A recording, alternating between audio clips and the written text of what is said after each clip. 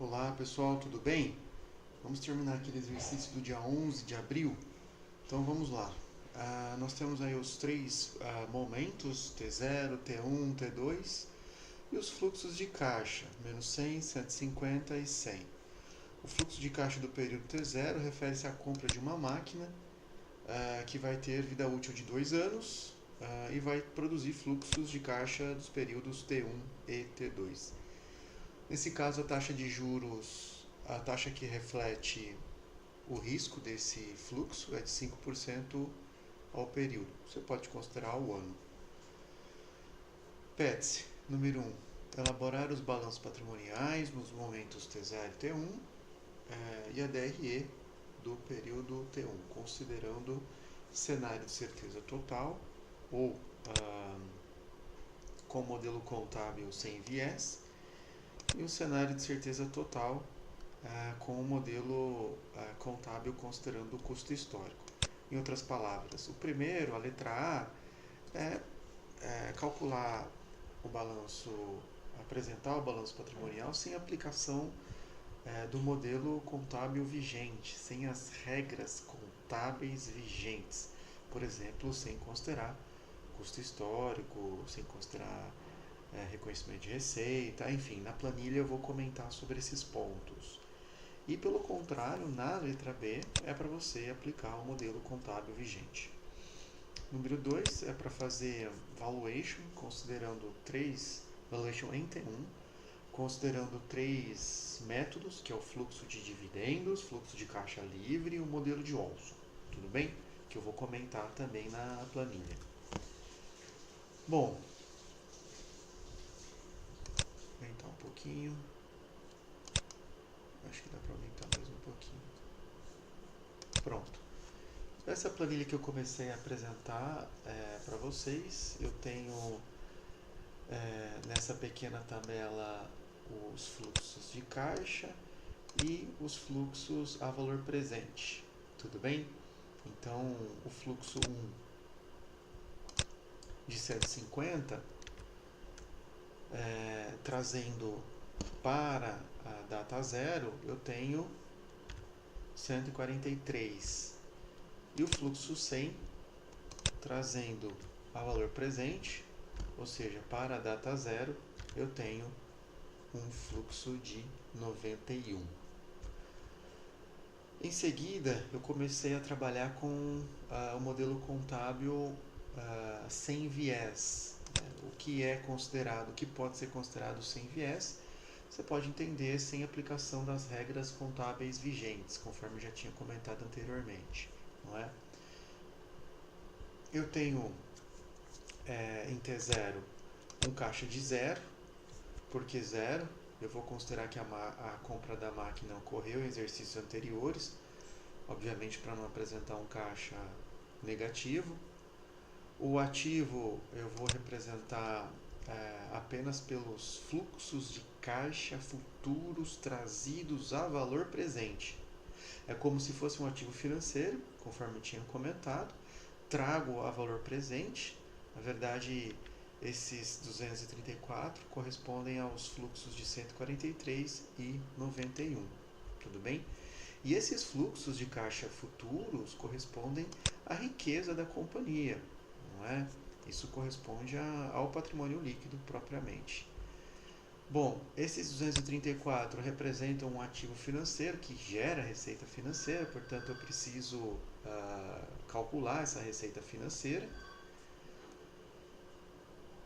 que vai acontecer ao longo de T1, correto? Ao longo de T1 eu também tenho o recebimento de caixa de 150, propriamente dito, e esse recebimento de 150, na verdade, ele vai reduzir o meu ativo financeiro. Ora, se eu tenho um ativo financeiro que foi criado com base na expectativa de fluxo de caixa, de recebimento de fluxo de caixa futuro, e ao longo de T1 eu recebi esse fluxo, obviamente eu vou reduzir o meu ativo financeiro em 150. Então, por isso eu estou reduzindo a coluna do ativo. Tudo bem? E o saldo em T1, você pode observar que eu tenho um caixa de 150, um ativo de 95, considerando as movimentações ao longo de T1, e um patrimônio líquido de 245, que corresponde ao meu caixa de 150 mais o meu ativo de 95, meu ativo financeiro. Tudo bem? Bom, ao longo de T2, esse caixa vai ser remunerado a uma taxa de 5%. Então, se você observar os juros de 8, na verdade, ele corresponde à taxa de 5% vezes o meu caixa de 150. Ok? Eu também tenho a remuneração do ativo financeiro, então eu vou aplicar a taxa de juros ao ativo financeiro, e eu tenho juros de 12 para o segundo período, ao somar esses dois. Tenho recebimento de caixa referente ao segundo ano, isso estava previsto, e é claro que ao receber esse caixa vai reduzir o meu ativo financeiro em 100.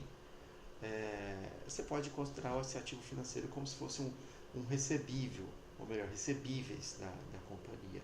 E conforme ela vai recebendo, você vai reduzindo o ativo financeiro.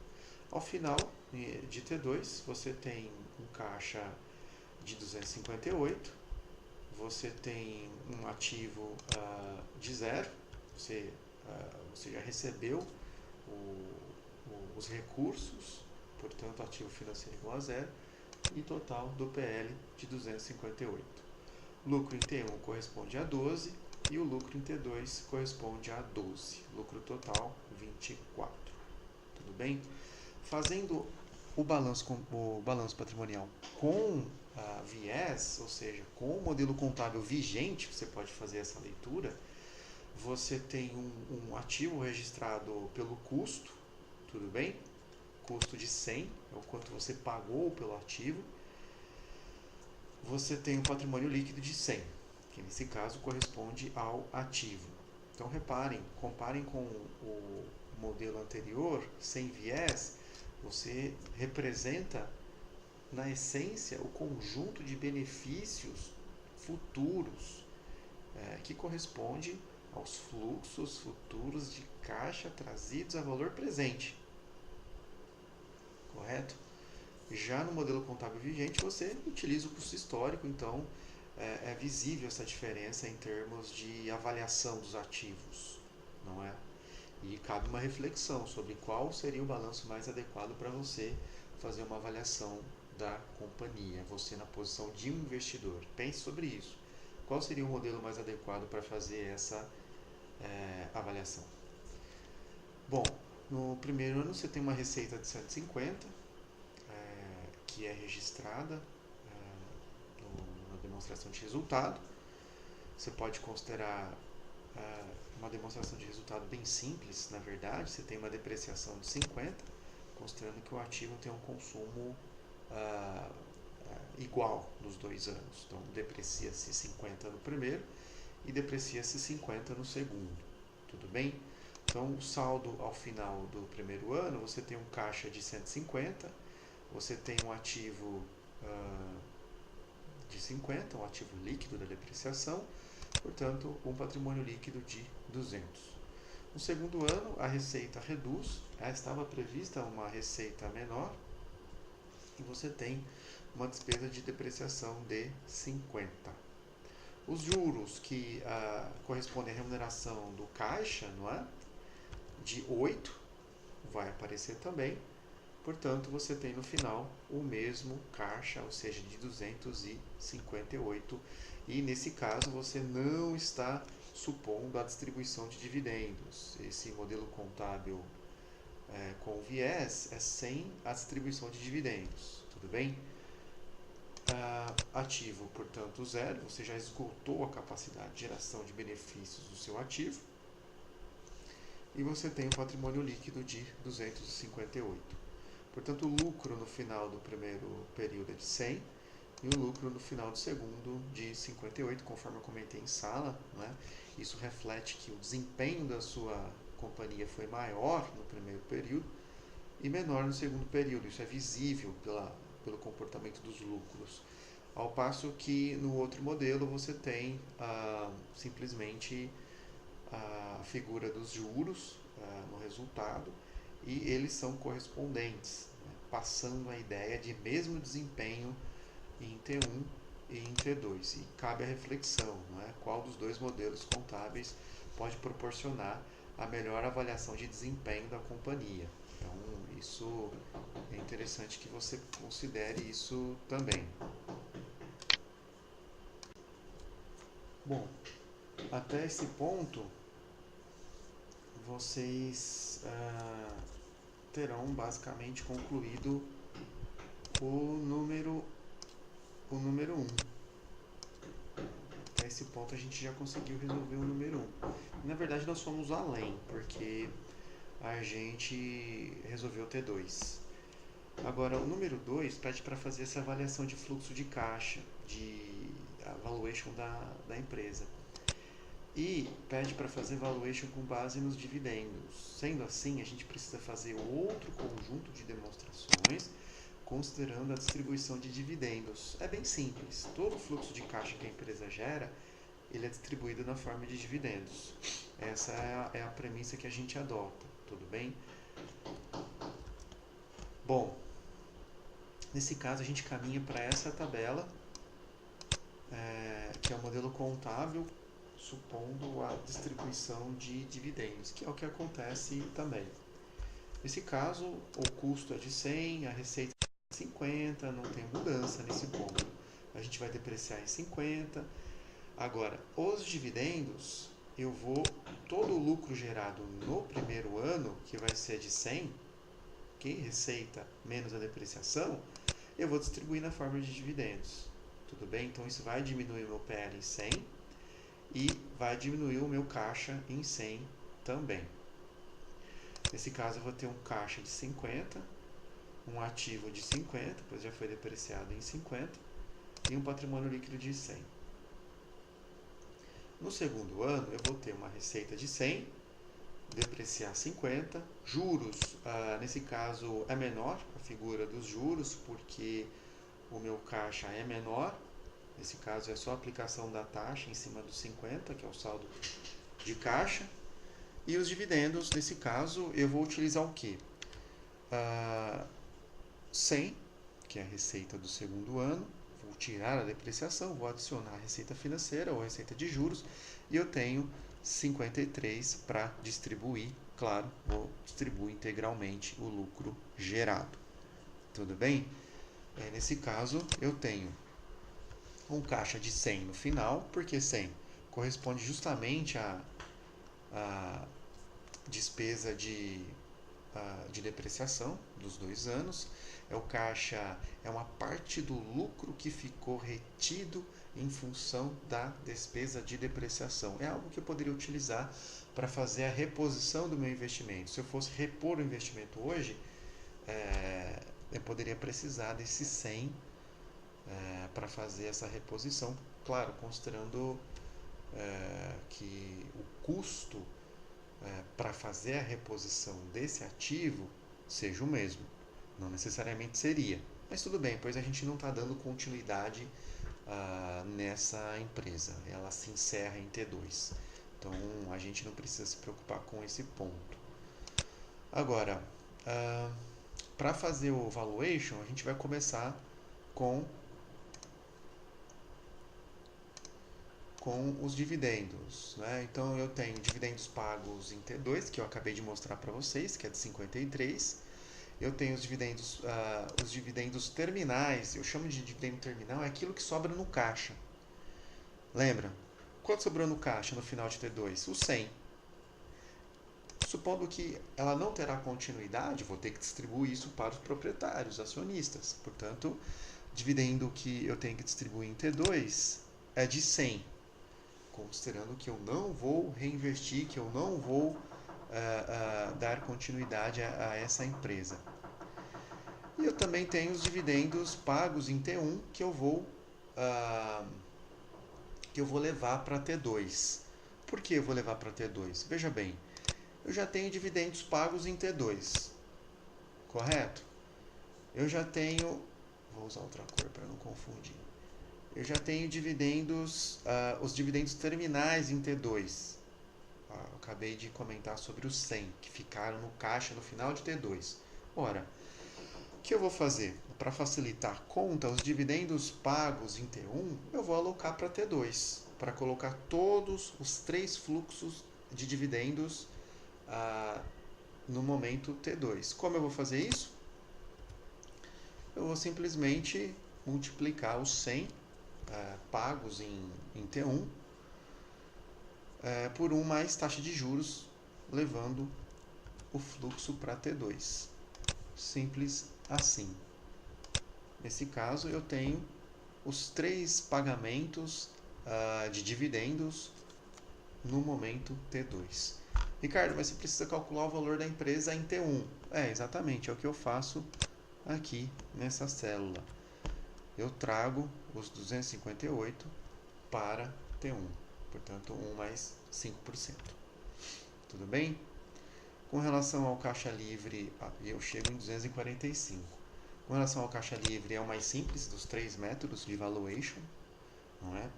Eu vou utilizar o caixa em T1, caixa é caixa, então é o caixa em T1. Eu vou utilizar o valor presente do caixa de T2 em T1. Ora, eu preciso alocar aquele fluxo de caixa previsto de T2 para T1. Então, o que eu vou fazer?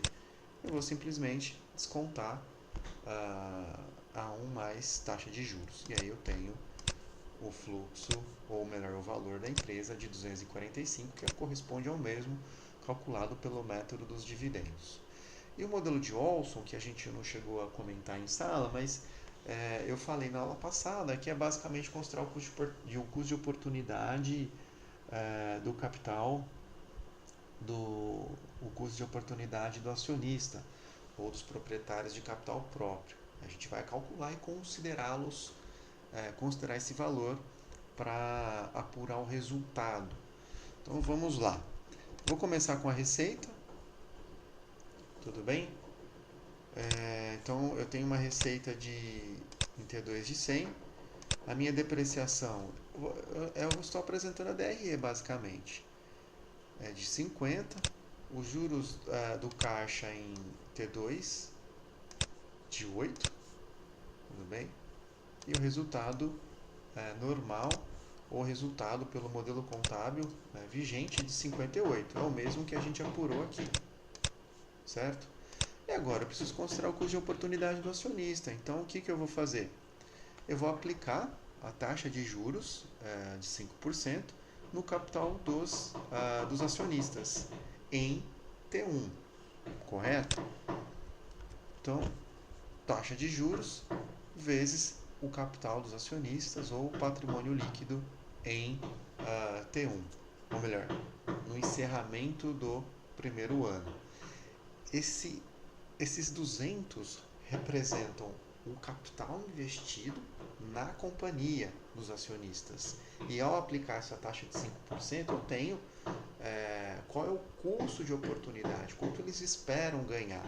E eu desconto esses 10 da minha demonstração de resultado e eu tenho um resultado anormal. Esse resultado anormal é simplesmente o resultado do período descontando o custo de oportunidade. É só isso que a gente fez. Ao trazer esses 48 para T1,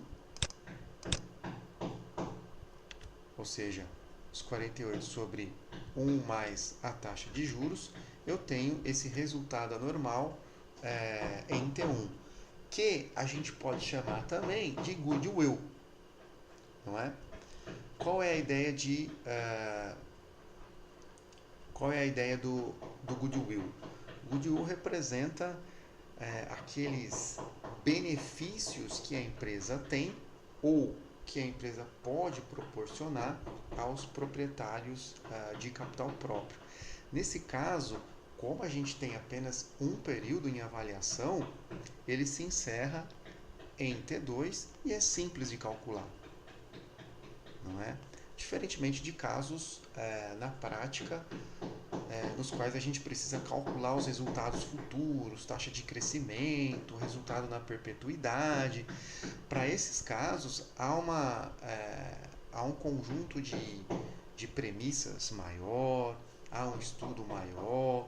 Considerando que nós temos apenas T1 e T2, simplificamos o processo. Então, o goodwill dessa empresa, esse conjunto de benefícios futuros, pode ser simplificado pelo resultado em T2, descontado o custo de oportunidade do acionista. Então, desloquei esse resultado para T1, tenho 45 e vou somar esses 45 ao patrimônio líquido contábil em T1, que é o capital dos acionistas. Portanto, eu tenho o mesmo valor, o mesmo valuation de 245. Então, reparem, a gente calculou o valor da empresa pelo método mais simples, que foi o fluxo de caixa livre. Depois a gente fez o método dos dividendos, tudo bem? E por último, esse modelo de Olson, que considera o patrimônio líquido, ou a riqueza da empresa naquele momento, por isso a gente considerou o patrimônio líquido contábil em T1, e os resultados futuros dessa empresa, que podem ser simplificados pelo resultado em T2. Ficou mais simples de chegar nesse valor, considerando que não há uma perpetuidade, considerando que o negócio se encerra em T2. Tudo bem? Bom, esse era basicamente a atividade que era para fazer. Eu vou postar esse vídeo, eu gostaria que vocês assistissem 1, 2, 3 vezes, quantas vezes forem necessárias, e qualquer dúvida vocês podem me perguntar, enviar mensagens, tá certo? Muito obrigado, um abraço.